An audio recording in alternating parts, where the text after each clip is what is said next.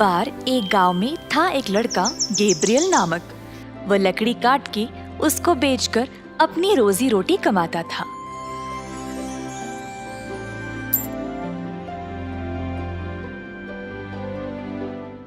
एक दिन अपना काम खत्म करके जब वह घर को निकला, उसको रास्ते में मिल गया उसका दोस्त नोआ। उसने देखा कि नोआ कोई गहरी सोच में था। हे नोआ, किस बारे में इतना सोच रहे हो? हे गैब्रियल, क्या तुमको पता नहीं, महाराज की बेटी लापता हो गई है। क्या? पर ये हुआ कैसे? राजकुमारी कहीं दूर अपने दोस्तों के साथ घूमने गई थी और अचानक से गायब हो गई। महाराजा भी अपनी बेटी की याद में बहुत बीमार पड़ गए हैं। और ये ही नहीं, उन्होंने बोला है कि जो भी राजकुमारी को ढूंढ लाएगा वो उसको उनकी आधी जायदाद इनाम में दे देंगे। तो तुम ये सोच रहे हो कि कैसे राजकुमारी को ढूंढ ले आए और महाराजा की आधी संपत्ति जीत ले, है ना? हाँ। दोनों हंस के अपने अपने रास्ते चले गए। उस रात गैब्रियल बिना सोए इस बारे में सोचता ही रहा। महाराजा की आधी संपत्ति कमाने में तो न जाने कितने वर्ष लग जाएंगे। गैब्रियल ने सोचा कि वह किसी भी हालत में राजकुमारी को ढूंढ ले आएगा और राज्य की आधी संपत्ति को जीत लेगा।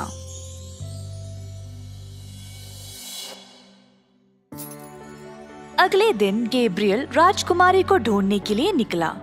इसी तरह कई दिन बीत गए पर उसको राजकुमारी नहीं मिली। गैब्रियल अब थक गया और परेशान हो गया, पर वह खुद को राज्य की संपत्ति के बारे में याद दिलाकर अपनी खोज को जारी रखा।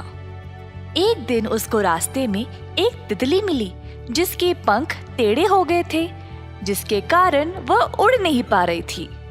गैब्रियल ने उस तितली के पंख को ठीक किया और उसको हल्के से हवा में उड़ा दिया। तितली ने गैब्रियल का शुक्रिया अदा किया और पूछा कि वह कहाँ जा रहा है। गैब्रियल ने तितली को सब कुछ बताया। तितली ने सोचा कि वह गैब्रियल की मदद करे क्योंकि उसने भी तो उसकी सहायता की थी। वह सोचने लगी और उसको अचानक से याद आया कि कुछ दिन पहले एक जादूगर ने किसी लड़की को कब्जा किया था। तितली गैब्रियल को ये बात बोली और पूछी कि कहीं वो लड़की राजकुमारी तो नहीं। तितली वो जगह जानती थी और गैब्रियल को वहां ले गई। क्या ये तुम्हारी राजकुमारी है? हाँ, यही है। अब हम राजकुमारी को बाहर कैसे निकालेंगे? जादूगर बहुत ही शक्तिशाली है, हम कुछ नहीं कर सकते। तितली की बात सुनकर गैब्रियल बहुत दुखी हो गया कि वो राजकुमारी को नहीं बचा पाएगा। गैब्रियल का दुख तितली से देखा नहीं गया। गैब्रियल, तुम निराश मत हो। मैं एक जादुई तितली को जानती हूँ। उसके पास बहुत सारी शक्तियाँ हैं। वो हमारी मदद जरूर करेगी। तितली गैब्रियल को जादुई तितली के पास ले गई। गैब्रियल ने फिर जादुई तितली को सब कुछ बताया।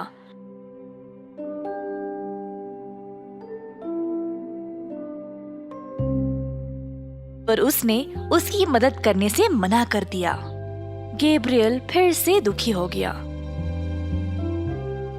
तितली फिर बोल उठी कि गैब्रियल ने उसको बचाया था जब वह उड़ नहीं पा रही थी और वह एक अच्छा इंसान है, तो उनको कैसे भी गैब्रियल की मदद करनी चाहिए।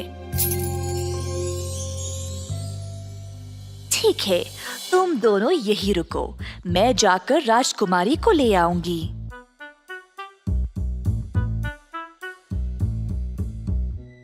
जादुई तितली ने फिर अपने आप को एक सुंदर लड़की के रूप में बदल डाला और जादूगर के गुफा के पास टहल रही थी।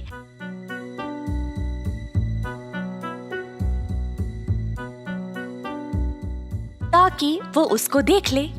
योजना के अनुसार जादूगर ने सुंदर लड़की को देखा और तुरंत अपनी शक्तियों का उपयोग करके उसको पकड़ लिया। उसने फिर लड़की को वहीं पे ले गया जहां पर उसने राजकुमारी को बंद रखा था।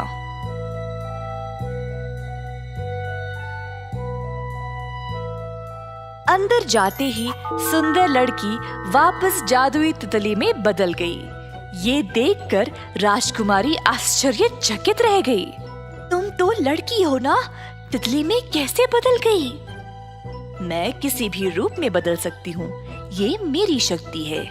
पर ऐसी शक्ति होने के बाद भी तुम इस जादूगर के पकड़ में आई कैसे? मैं यहाँ तुमको बचाने आई हूँ, इसीलिए एक सुंदर लड़की के रूप में बदल गई ताकि जादूगर मुझे पकड़ ले और यहाँ तुम्हारे पास ले आए।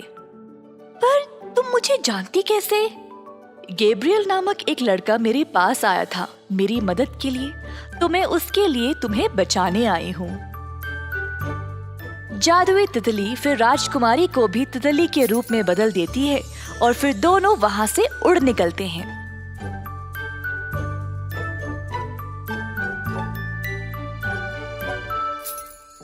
गैब्रियल के पास पहुंचते ही राजकुमारी वापस अपने असली रूप में आ गई।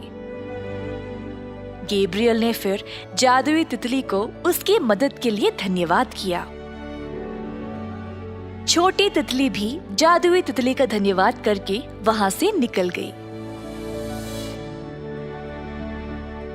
जल्द गैब्रियल राजकुमारी को वापस महाराजा के पास ले आया।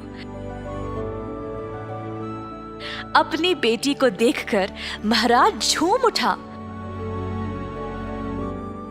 अपने वादे के अनुसार महाराजा ने फिर गैब्रियल को अपनी आधी जायदाद सौंप दी।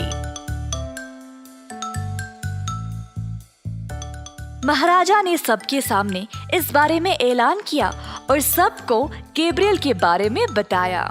अंत में गैब्रियल ने अपनी जीती हुई संपत्ति के साथ खुशी खुशी जीवन बिताया और खुद को अच्छा नाम कमाया।